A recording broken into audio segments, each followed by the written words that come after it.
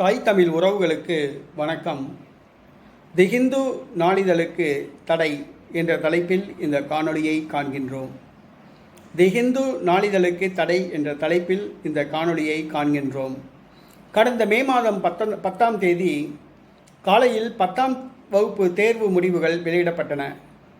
கடந்த மே மாதம் 10ஆம் தேதி காலை 9:30 மணிக்கு 10ஆம் வகுப்பு தேர்வு முடிவுகள் வெளியிடப்பட்டன. இதில் ராமநாதபுரம் மாவட்டம் கமுதி அருகில் உள்ள ஒரு கிராமத்தை சார்ந்த காவ்யா ஜனனி என்ற ஒரு பெண் 500 மதிப்பெண்களுக்கு 499 மதிப்பெண்கள் பெற்று அவர் தமிழக அளவில் முதலிடத்தை பிடித்தார். தமிழகத்தில் உள்ள அனைத்து ஊடகங்களும் இந்த சிறுமியின் படத்தை போட்டு பாராட்டின. பல அரசியல் தலைவர்கள் அந்த சிறுமிக்கு வாழ்த்து தெரிவித்தார்கள். அந்த சிறுமி உட்பட மேலும் 3 சிறுமிகள், மொத்தம் 4 சிறுமிகள் 499 மதிப்பெண்கள் பெற்றிருந்தார்கள். ஆனால் காவ்யா ஜனனி அந்த சிறுமியை தவிர மற்ற 3 சிறுமிகளுக்கு அவர்களுடைய சாதி பெயரை குறிப்பிடாமல் பத்திரிகைகள் வாழ்த்து தெரிவித்தன. ஆனால் ராமநாதபுரம் மாவட்டம் கமுதியை சார்ந்த காவ்யா ஜனனி என்ற சிறுமிக்கு அவருடைய சாதி பெயரை இணைத்து வாழ்த்து தெரிவித்தது தமிழக பத்திரிகைகள். இது மிகவும் வருந்தத்தக்க செயல். அந்த சிறுமி தேவேந்திரகுல வேளாளர் சமூகத்தை சார்ந்தவர். காலமாக தேவேந்திரகுல வேளாளர் சமூகத்தை சார்ந்தவர்கள் தாங்கள் தாழ்த்தப்பட்டவர்கள் அல்ல, தாங்கள் வேளாண் குடியை சார்ந்தவர்கள், உயர்குடியை சார்ந்தவர்கள், எங்களை பட்டியலிலிருந்து வெளியேற்ற வேண்டும் என்று கோரிக்கை வைத்தார்கள். கடந்த 3 ஆண்டுகளுக்கு முன்பாக பல்லர், காலாடி, குடும்பர், கடையர், தேவேந்திர குலத்தார், வாதிரியார் ஆகிய பிரிவுகளை ஒருங்கிணைத்து மத்தியில் ஆளும் பாரதிய ஜனதா கட்சி அரசாங்கம் தேவேந்திரகுல வேளாளர் என்ற பொது பெயரில் இவர்களை அழைக்க அரசாணை வழங்கப்பட்டது. புதிய அரசாணைப்படி பழைய சாதி சான்றிதழ் செல்லாததாகிவிட்டது. அவர்களுக்கு தேவேந்திரகுல வேளாளர் என்ற ஒரு புதிய சாதி சான்றிதழ் வழங்கப்பட்டு வருகிறது. காவ்யா ஜனனி என்ற சிறுமி தேவேந்திரகுல வேளாளர் சமூகத்தை சார்ந்தவர். தற்பொழுது தேவேந்திரகுல வேளாளர் சமூகத்தை சார்ந்தவர்கள் தங்களை தாழ்த்தப்பட்டோர் பட்டியலிலிருந்து விடுவிக்க வேண்டும் என்று அவர்கள் கோரிக்கை வைத்து வருகிறார்கள். நாங்கள் தாழ்த்தப்பட்டவர்கள் அல்ல, ஆகவே எங்களை தாழ்த்தப்பட்டோர் பிரிவிலிருந்து வெளியேற்றி மிகவும் பிற்படுத்தப்பட்டோர் அல்லது பிற்படுத்தப்பட்டோர் ஆகிய பட்டியலில் சேருங்கள், அல்லது தேவேந்திரகுல வேளாளருக்கு என்று தனி இடஒதுக்கீட்டை அறிவியுங்கள் என்று கூறி போராடி வருகிறார்கள். இதற்கு பாரதிய ஜனதா கட்சி அரசாங்கம் உதவி செய்து வருகிறது.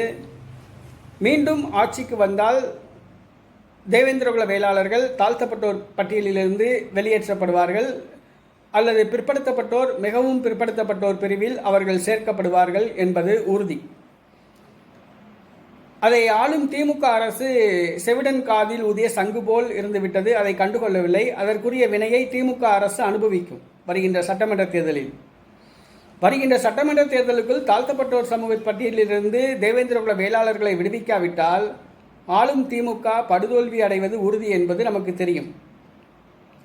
ஆக தேவேந்திரகுல வேளாளர்கள் தாங்கள் தாழ்த்தப்பட்டோர் அல்ல என்று மீண்டும் மீண்டும் கூறி வருகிறார்கள். தாழ்த்தப்பட்டோர் பட்டியலிலிருந்து விடுவிக்க வேண்டும் என்று கூறி வருகிறார்கள்.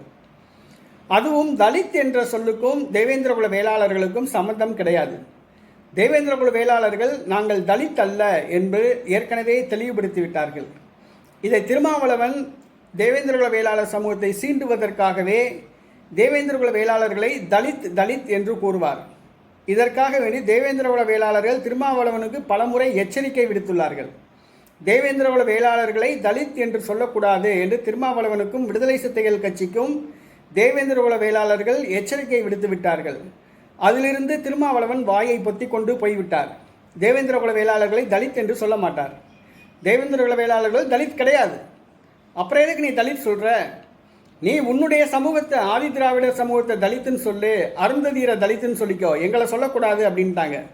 அதிலிருந்து இப்போ அவர் வாயை பொத்திட்டு போயிட்டார்.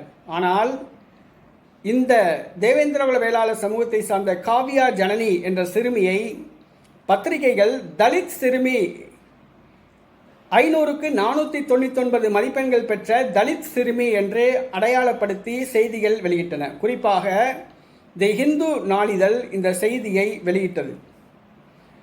தலித் சிறுமி என்று செய்தி வெளியிட்டது. இந்த ஹிந்து நாளிதழுக்கு தேவேந்திரகுல வேளாளர் சார்பாக கண்டனத்தை தெரிவித்துள்ளார்கள்.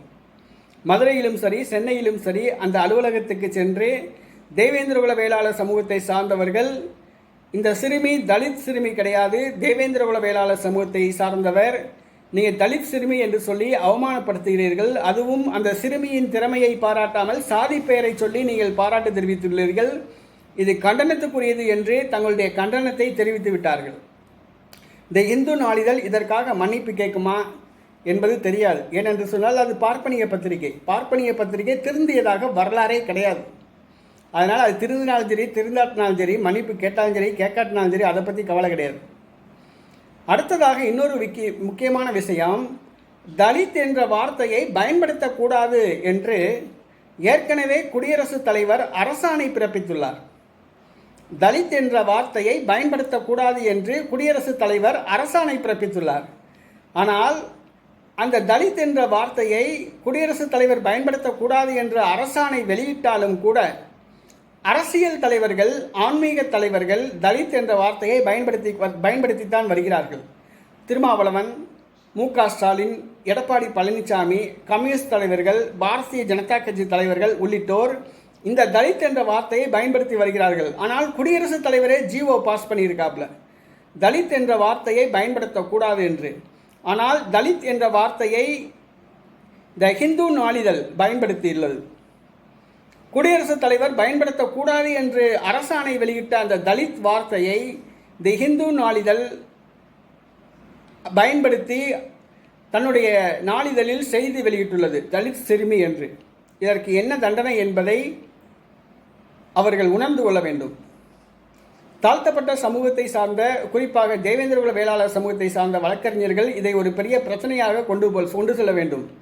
தலித் என்ற வார்த்தையை பயன்படுத்திய ஹிந்து நாளிதழுக்கு தடை விதிக்க கோரி அவர்கள் நீதிமன்றத்தை நாட வேண்டும், அதற்குரிய தண்டனையை பெற்றுத்தர வேண்டும். இதற்கு தாழ்த்தப்பட்ட சமூகத்தை சார்ந்த வழக்கறிஞர்கள், தேவேந்திரகுல வேளாளர் சமூகத்தை சார்ந்த வழக்கறிஞர்கள் முன்வர வேண்டும். இது ஒரு பாடமாக அமைய வேண்டும். தலித் என்ற வார்த்தையை பயன்படுத்தக்கூடாது என்று குடியரசுத் தலைவர் அரசாணை வெளியிட்டும் கூட இந்த ஊடகங்கள் தலித் என்ற வார்த்தையை பயன்படுத்தி என்று சொன்னால் அந்த ஊடகங்களுக்கு தடை விதிக்க வேண்டும் அல்லது தண்டனை பெற்றுத்தர வேண்டும். அடுத்ததாக, தலித் என்ற வார்த்தையை பயன்படுத்துகிற அரசியல் தலைவர்களுக்கும் ஆன்மீக தலைவர்களுக்கும் பேச்சுரிமை மறுக்கப்பட வேண்டும். அவர்கள் பேசுவதற்கு தடை விதிக்க வேண்டும்.